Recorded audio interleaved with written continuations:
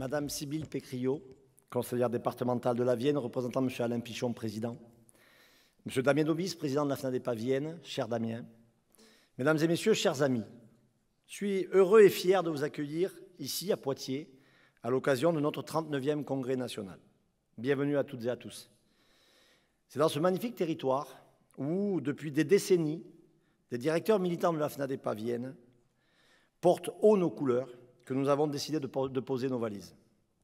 Avant tout, je tiens à remercier chaleureusement Madame Janine Texereau, qui fut celle par qui tout a commencé, grâce à qui tout a commencé, qui a créé la FNADEPA dans ce territoire.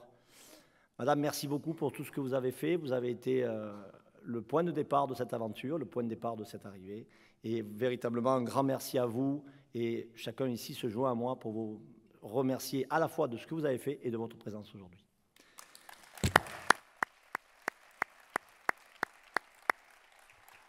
Dans la série des remerciements, il y a des gens qui marquent. Je l'ai dit hier au propos de Jean-Michel Lamy, mais je le dis à propos de Marc Barbilla. Merci Marc, tu as été le président emblématique et charismatique de cette FNADEPA. Tu as été celui qui m'a accueilli il y a maintenant 4 ans et demi. Et je sais à quel point tu as milité, à quel point tu t'es engagé, à quel point, parfois même jusqu'au bout du bout, quitte à y laisser quelques plumes, tu as soutenu la FNADEPA et je veux te dire à toi, au nom de tous, un immense merci Marc et merci d'être là toi aussi.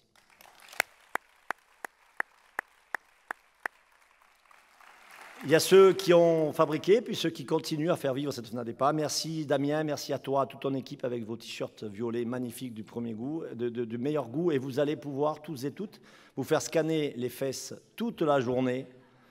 Et ça, c'est quand même un rêve absolument inatteignable. Bravo et vive le scan. Je sais votre sens de l'hospitalité, ceux qui sont là depuis un jour ou un jour et demi, même les plus courageux, qui sont partis en début de semaine, savent à quel point l'hospitalité des habitants de la Vienne est réelle, et merci beaucoup, véritablement. Madame la présidente, pardon. Vous avez une promotion, madame. Madame la conseillère départementale, si vous voulez bien me rejoindre, je vous cède la parole.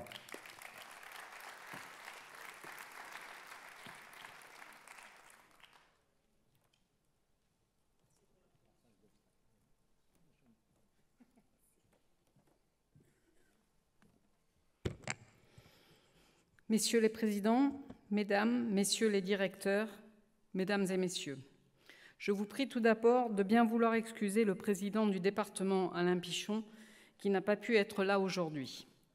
J'ai le plaisir de le représenter et je suis particulièrement honorée d'ouvrir ce congrès. Nous sommes très heureux d'accueillir la FNADEPA dans la Vienne. Merci, cher monsieur Rizzo, d'avoir œuvré avec vos équipes, pour que ce congrès se tienne ici, au Palais des Congrès du Futuroscope. Nous sommes attachés à vos travaux, qui sont toujours une source d'enrichissement. Nous sommes aussi sensibles à l'engagement de la FNADEPA sur notre territoire, au dévouement professionnel au dévouement des professionnels qui travaillent dans les établissements de la Vienne, qui œuvrent quotidiennement au service de nos aînés. Vous êtes venus en grand nombre aujourd'hui de toute la France et au nom du département de la Vienne, je tiens à vous exprimer ma gratitude pour l'engagement qui est le vôtre au quotidien. Je veux profiter de cette occasion pour saluer les équipes de la FNADEPA Vienne avec qui nous travaillons bien. Le département se tient à vos côtés en première ligne pour fédérer les différents acteurs et trouver l'ensemble des solutions pour améliorer la qualité du cadre de vie de nos aînés. Car l'EHPAD est un lieu de soins, mais avant tout, un lieu où chacun doit se sentir bien. Alors oui, la situation est difficile pour beaucoup d'établissements. Je connais les lacunes, mais aussi les vulnérabilités de notre système. Je mesure aussi les difficultés que vous rencontrez au quotidien, les besoins immenses de ce secteur, tout comme les enjeux liés au manque d'attractivité de ces métiers du grand âge, alors que les personnels ont été mis à rude épreuve ces dernières années. Ce travail, souvent invisible, alors qu'il est pourtant crucial, mérite notre reconnaissance la plus profonde. Ici dans la Vienne, je veux que nous poursuivions le travail engagé pour améliorer ce qui doit l'être, C'est un défi immense, je le sais comme vous. Mais vos travaux sont justement là pour esquisser des pistes de réflexion, repenser les réponses toutes faites et ouvrir de nouvelles perspectives pour mieux accompagner nos aînés demain. Que chacun puisse vieillir dignement et en meilleure santé. Il existe de nombreux leviers et le sport en fait partie. C'est d'ailleurs le thème retenu cette année, année olympique, rappelons-le, et qui servira de fil conducteur à ces 2 journées. Je trouve ce choix particulièrement pertinent car je crois comme vous que le sport a une influence positive en général, sur nos aînés en particulier. Nous travaillons déjà avec les établissements pour promouvoir de l'activité physique adaptée aux personnes résidant en EHPAD. Il faut poursuivre ce travail bénéfique pour le bien-être de nos aînés. Je vous annonce aussi que l'espace Vienne Autonomie va voir le jour sur le site de la Frappière, à Poitiers, très prochainement. Ce sera un espace destiné au grand public et aux professionnels de l'accompagnement des personnes en perte d'autonomie, au sein duquel les usagers pourront voir et tester les innovations en matière d'aide technique, de domotique, de services numériques et d'aménagement du logement. Les avancées technologiques ouvrent des perspectives passionnantes pour améliorer l'accompagnement des personnes âgées. Je souhaite que la Vienne soit à l'avant-garde de ces évolutions pour offrir des services plus efficaces et plus personnalisés. Nous le voyons dans la Vienne et ces 2 journées de travail et d'échange sont là pour nous le rappeler, le chemin qui est devant nous est plein d'opportunités. Pour conclure, je voudrais une nouvelle fois remercier la FNADEPA. Merci, Monsieur le Président. Merci, Monsieur Dobis. Saluer l'ensemble des intervenants, les directeurs d'établissement, les professeurs, l'ensemble des professionnels pour leur engagement et, mesdames et messieurs, les usagers. Remercier l'engagement et le dévouement de chaque directeur et de leurs équipes qui accompagnent quotidiennement les aînés avec conviction et passion. Je vous remercie de votre attention. Excellent congrès à tous.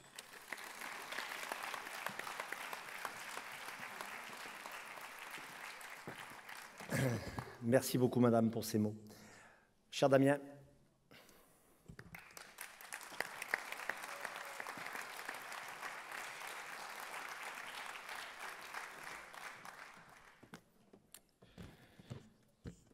Mesdames, Messieurs, Jean-Pierre m'a confié la lourde tâche de prendre la parole. Je lui avais alors promis de ne pas marcher sur ses plates-bandes et de lui laisser le soin d'évoquer l'actualité politique. Mais mon esprit de militantisme, qui n'est pas soumis à la période de réserve inhérente à la tenue des prochaines élections, m'empêche de passer sous silence le fond de ma pensée largement partagée par nombre d'entre nous. Car disons-le, sur le plan politique, ces derniers mois auront vu du mouvement, et a priori il va encore y en avoir, mais il faut bien reconnaître que ce mouvement concerne principalement l'attribution des sièges ministériels, très peu les évolutions législatives attendues depuis de nombreuses années et qui permettraient au secteur de bénéficier des moyens à la hauteur de ses ambitions ou, à minima, à la hauteur des difficultés qu'il traverse. Malgré plusieurs dizaines de rapports qui pointent le manque de moyens dont nous souffrons, il nous a été récemment apporté comme simple réponse une proposition de loi peu ambitieuse, largement déconstruite lors de ses examens successifs et dont les seuls effectifs qu'elle accroît sont ceux des animaux accueillis dans les établissements.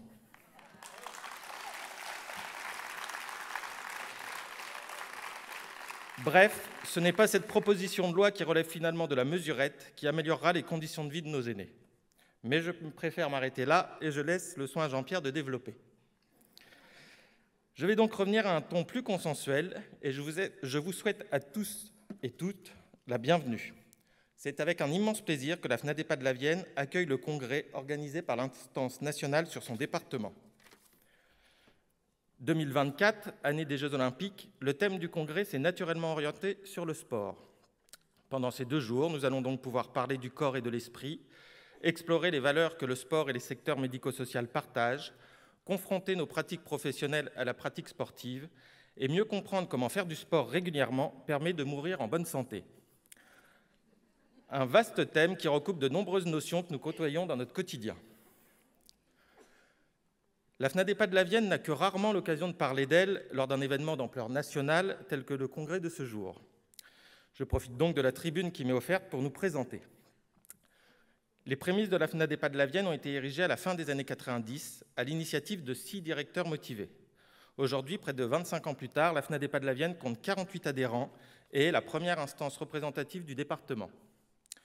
Certains collègues, présidents d'autres FNADEPA départementales, présents dans la salle, ils se reconnaîtront, s'enorgueillissent régulièrement, avec humour, d'avoir une fédération plus importante que les voisins. Je leur répondrai aujourd'hui que ce n'est pas la taille de la maison qui compte, mais le bonheur qu'elle contient.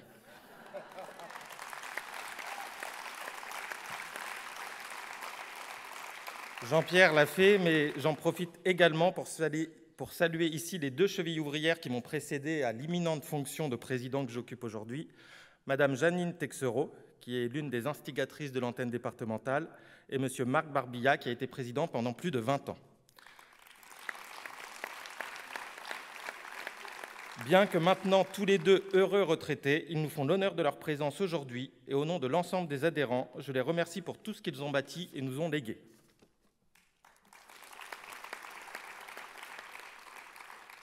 La FNADEPA de la Vienne tente à son niveau de promouvoir une vision positive du vieillissement sur un territoire dont la densité de population est fortement contrastée entre les milieux urbains et les milieux ruraux.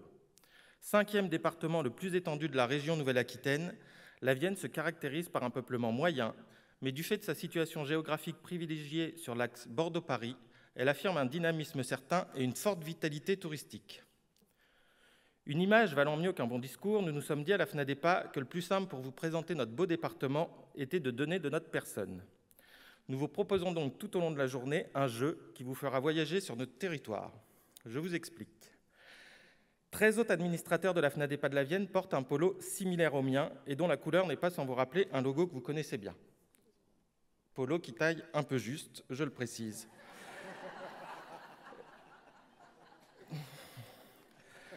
Au dos de chacun des 14 polos figure une image différente qui représente un monument célèbre ou un lieu emblématique du département. À côté de cette image, il y a également un QR code qui renvoie automatiquement vers une application spéciale. Lorsque vous flashez chacun des 14 QR codes différents, vous tombez sur un petit questionnaire en lien avec le monument ou le lieu présenté. Le jeu consiste donc, tout au long de la journée, à retrouver les 14 personnes porteuses d'un polo violet, de flasher le QR code présent dans le dos et pas sur les fesses, et de répondre aux questions auxquelles le QR code renvoie. À la fin de la journée, les 3 personnes qui auront le plus de bonnes réponses repartiront avec un cadeau. À gagner pour le premier un week-end de balnéothérapie avec hôtel et soins à La Roche-Posay. Car oui, La Roche-Posay, que tout le monde connaît pour ses produits cosmétiques, est bien dans le 86. Le second gagnant se verra offrir un vol dans un simulateur de chute libre, ce qui ne sera pas sans lui rappeler sans nul doute l'état de ses réserves de trésorerie depuis l'inflation.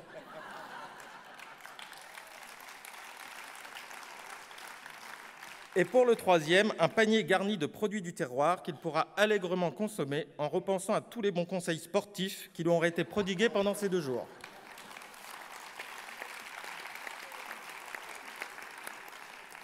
En cas de souci, les administrateurs qui portent les polos pourront vous aider, ou pas, certains ayant leur petit caractère, moi le premier. Bref, bonne chance à tous. Je terminerai en remerciant très chaleureusement l'ensemble des administrateurs de la FNADEPA de la Vienne pour leur engagement dans la vie de la fédération. Un grand merci surtout à la FNADEPA nationale, à Jean-Pierre, son président, à Annabelle, sa directrice, et à l'ensemble de ses équipes pour le travail accompli pour la mise en œuvre de ce congrès. Ce sont eux les instigateurs de cette journée et nous les en félicitons. On peut les applaudir.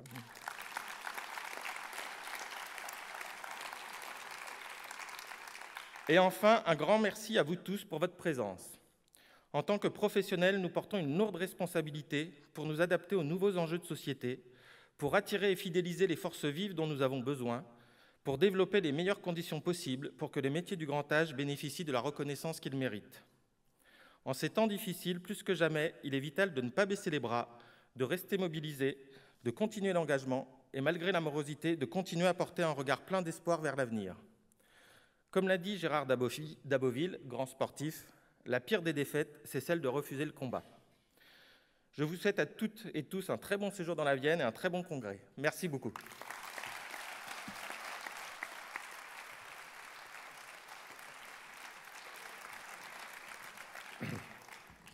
il est définitivement toujours très difficile de passer après Damien. Merci Damien, merci beaucoup de ton accueil, de tous ces mots, et tu as dit tellement de choses que finalement, je ne sais pas si c'est fait exprès, mais la porte d'entrée de mon discours inaugural, ce ne sera pas ce que tu as dit, mais tout ce que tu as dit, c'est la vérité, et tu l'as bien dit, bien mieux que moi. Chers amis, pendant ces 2 jours, nous allons parler sport et vieillissement, en faisant le pari que c'est une équipe qui gagne. Vous le savez, dans quelques semaines, Paris et la France vont vibrer aux exploits des plus grands sportifs. De dizaines, de centaines de sportifs dans des dizaines de disciplines, certaines très médiatiques, d'autres beaucoup moins connues. Toutes et tous se sont préparés depuis des mois et vont s'affronter dans des dizaines de disciplines, je le disais. Ils se sont préparés depuis des années avec force, courage et persévérance. Contre vents et marées, parfois à la limite de la blessure et à la frontière du découragement, ces sportifs ont consenti les plus grands sacrifices pour représenter leur pays. Parce que pour chacun d'entre eux, ces Jeux olympiques et paralympiques constituent un Graal, la quête de l'excellence, l'aboutissement d'un long chemin et la concrétisation d'un rêve. Sportifs du dimanche et du petit écran que nous sommes tous un peu, nous partageons avec eux des moments, des émotions et des souvenirs. Celui qui enfile ses chaussures de running le dimanche matin s'imagine un instant courir dans les pas du regretté Kelvin Kiptoum, recordman du marathon en 2h35. Et c'est la même chose pour les passionnés de lutte gréco-romaine, d'escrime et d'aviron. Parce que sans champion, il n'y a pas de passion. En cette année de Jeux olympiques et paralympiques à Paris et en France, quel autre thème aurions-nous finalement pu choisir pour ce congrès ? Aucun sans doute. Aucun parce que c'était tellement évident, parce que déjà, partout dans vos établissements et services, parfois même à l'échelon d'une FNADEPA départementale, et souvent depuis longtemps, vous organisez des Olympiades, vos Olympiades. Ces Olympiades sont sportives, joyeuses et festives. Elles sont aussi des formidables moments de partage, d'échange et d'amitié. Elles sont enfin l'expression de la fraternité qui relie des citoyens si différents, qui, unis par un objectif commun et un short, ne sont pas loin de ressembler à nos plus grands champions. Mesdames et messieurs, nos établissements et services appartiennent à un secteur bien particulier. Celles et ceux que nous accompagnons sont âgés et souvent fragiles et vulnérables. Les professionnels qui les accompagnent sont tous des titulaires indiscutables dans la catégorie des métiers essentiels. Très applaudis au début du Covid, puis trop vite oubliés. Il n'y a pas qu'en sport que la gloire est éphémère. Ensemble, au sein de nos FNADEPA, nous portons depuis toujours une vision claire de ce que doivent être les politiques publiques du grand âge. Il est toujours question de moyens financiers à la hauteur des enjeux, de gouvernance rénovée, de transformation de nos établissements et services. Il est aussi question, sans doute plus que jamais d'ailleurs, de simplification, dans une période de prolifération inouïe des enquêtes en tout genre. Tant de doublons, tant de temps perdu pour nous et pour nos équipes, et pour alimenter qui et quoi au fond. Comme vous tous, j'aimerais être sûr que tout cela serve à quelque chose, que ce soit utile pour nos concitoyens et pour nous. Il est enfin question de reconnaissance des professionnels, de formation, de valorisation des parcours. C'est le sens au travail qui est questionné ici, alors que tous savent combien les métiers de l'humain subissent une crise sans précédent. Cette liste n'est évidemment pas exhaustive, et dans les mois qui viennent, nous continuerons à construire nos positions politiques fortes et engagées, que nous défendrons auprès des pouvoirs publics, ici dans ce département, madame, avec Damien et son équipe, et au niveau national. Nous le ferons en lien avec notre projet associatif, que nous vous présenterons demain en fin de matinée, et qui est le fruit d'un travail remarquable auquel chacun a largement contribué. Ici, à Poitiers, à Lille, à Marseille, à Paris, nous dirons dans quelle société, et donc dans quels établissements et services nous voulons vivre et travailler. Parce que nos structures devront être inclusives, les élus de la République devront bâtir des politiques publiques fondées sur l'autodétermination et la liberté de choix de nos concitoyens. Parce que nos structures devront rester ouvertes aux plus modestes. Les élus de la République devront garantir des politiques publiques justes, en permettant une accessibilité financière à tous nos concitoyens et en préservant l'équilibre économique de nos établissements et services. Parce que nos structures devront être des lieux de citoyenneté pleine et entière, les élus de la République devront construire des politiques publiques garantissant l'accès de tous à la culture, aux loisirs et au sport. Parce que nos structures devront être des lieux d'épanouissement professionnel, les élus de la République devront favoriser l'accès de tous aux métiers essentiels par des politiques ambitieuses et valorisantes. Enfin, parce que nos structures devront être des territoires de non-discrimination, les élus de la République devront inventer des politiques publiques tolérantes, soutenantes et solidaires. Des politiques publiques pour tous et avec chacun. La FNADEPA partout saura le rappeler avec force et détermination. Aucun de nous ne faillira dans la défense des principes fondateurs de notre République. La fraternité, qui figure au fronton de nos mairies, ne saurait être galvaudée et foulée aux pieds. Vivre ensemble dans une société apaisée est l'affaire de tous et repose sur la responsabilité de chacun. Mais au-delà de chaque individu, c'est aussi un magnifique projet collectif que nous portons au quotidien au sein de nos établissements et services. Nous partageons tous cette volonté d'inclusion, de tolérance et de respect. Nous partageons tous un certain idéal que nous cultivons dans nos vies quotidiennes et dont nous pouvons être fiers. Nous nous engageons avec constance, malgré les multiples obstacles, pour faire vivre les solidarités et accompagner les plus vulnérables de nos concitoyens. Pour faire grandir ce vivre ensemble qui guide nos actes et nos engagements.